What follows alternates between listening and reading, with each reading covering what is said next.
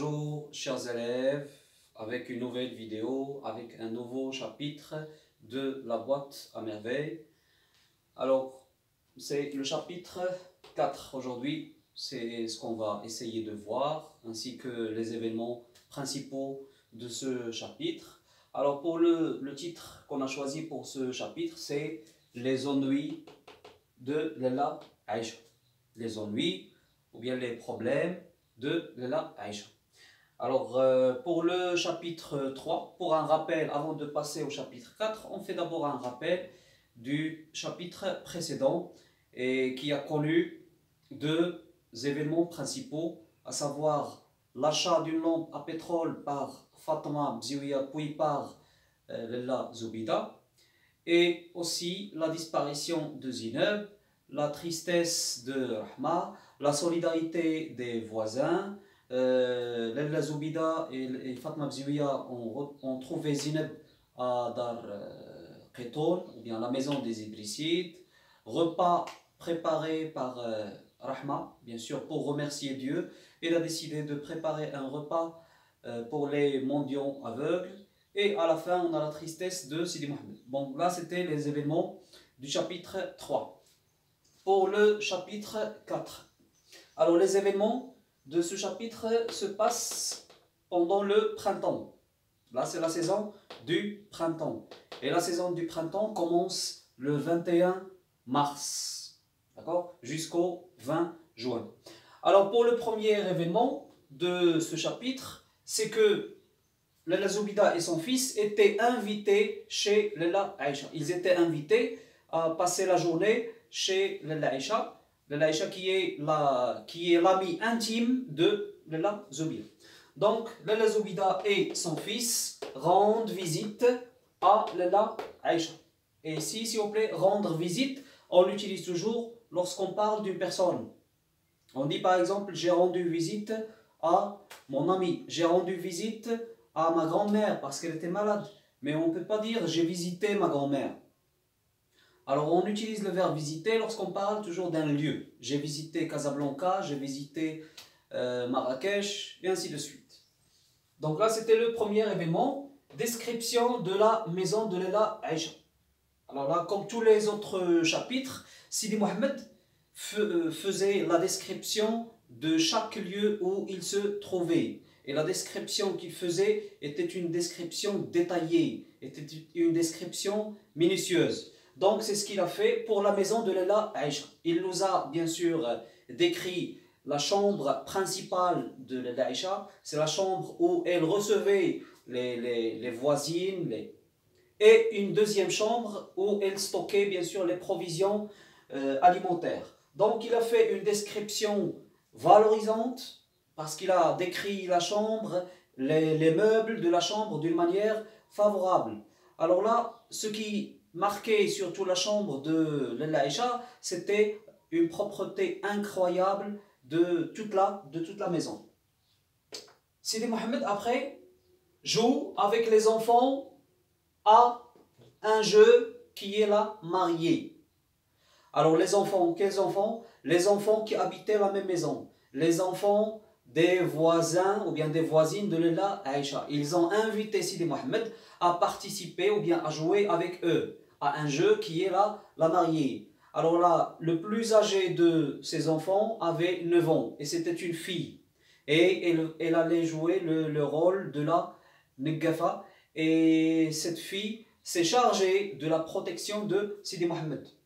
Alors Sidi Mohamed, s'il vous plaît, le narrateur a beaucoup aimé ce jeu. Il a beaucoup aimé les verres de thé imaginaires, d'accord, qu'il buvait. Et bien sûr, le jeu se termine par une dispute entre les enfants. Ensuite, Moulay Al-Arbi, qui revient à la maison inopinément, brusquement, d'une manière inattendue, dévoile, c'est le verbe dévoiler, yakshif. Il dit à sa femme, la Aïcha, il raconte à sa femme son problème avec son associé, son partenaire Abd Qadr. Alors là, c'est un nouveau personnage. Il travaille avec Moulay Al-Arbi et il y avait un problème entre les deux, un problème d'argent. C'est que Moulay Al-Arbi a prêté de l'argent à Abdelkader. Une somme de 80 rials qu'il a prêté à Abdelkader, et après ce dernier a nié que Moulay Al-Arabi lui a donné cet argent. Alors là, c'était la raison du problème entre les deux.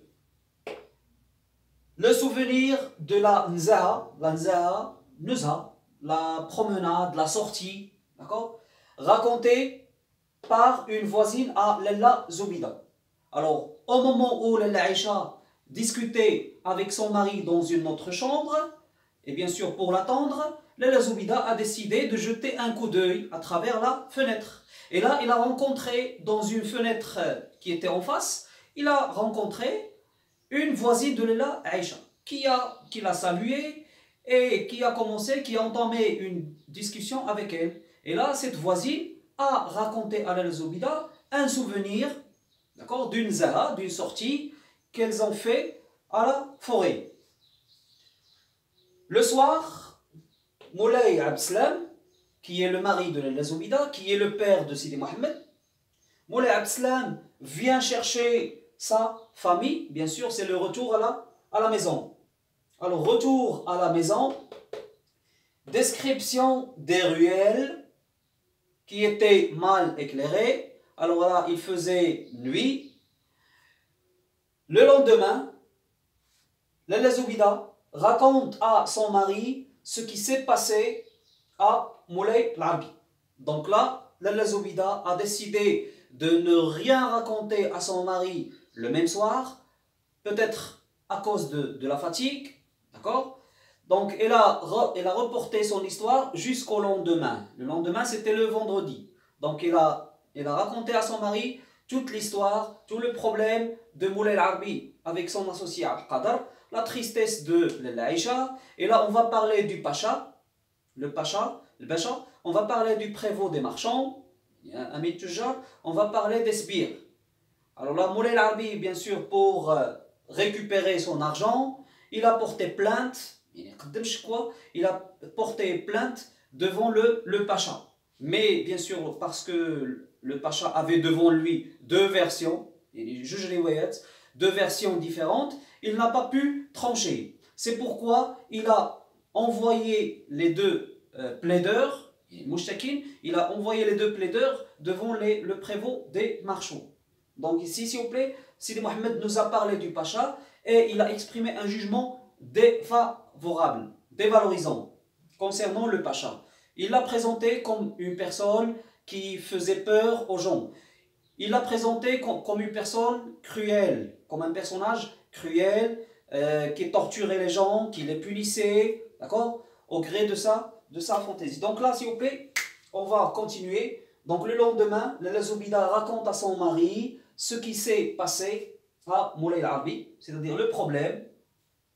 Le père rapporte, ou bien raconte, les histoires de Abdullah l'épicier. Alors Abdullah l'épicier, c'est un épicier, c'est un personnage qui a existé, qui était cité, mais jamais Sidi Mohamed ne l'a rencontré. Alors là, les histoires, la plupart des histoires de Abdullah étaient des histoires imaginaires, et bien sûr, elles ont beaucoup influencé l'imagination de Sidi Mohamed.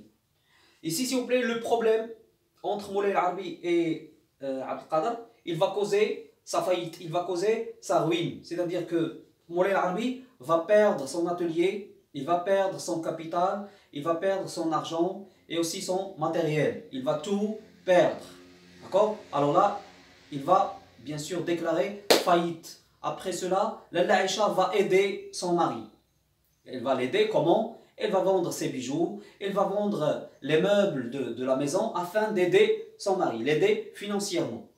Alors là, s'il vous plaît, c'était les événements du chapitre 4, bien sûr, qu'on a essayé de résumer d'une manière courte, d'une manière brève. Essayez aussi, s'il vous plaît, de relire, si c'est possible. Alors pendant ces jours, vous avez le temps suffisant. Essayez de relire le chapitre une deuxième fois, une troisième fois, pourquoi pas, et posez des questions. Alors là, s'il y en a quelque chose que vous n'avez pas compris, alors là, poser des questions s'il vous plaît. Et à la fin, je vous remercie. Et n'hésitez pas de laisser vos questions, vos suggestions et vos remarques dans la rubrique des commentaires. Merci encore une fois et à bientôt avec la vidéo prochaine. Merci.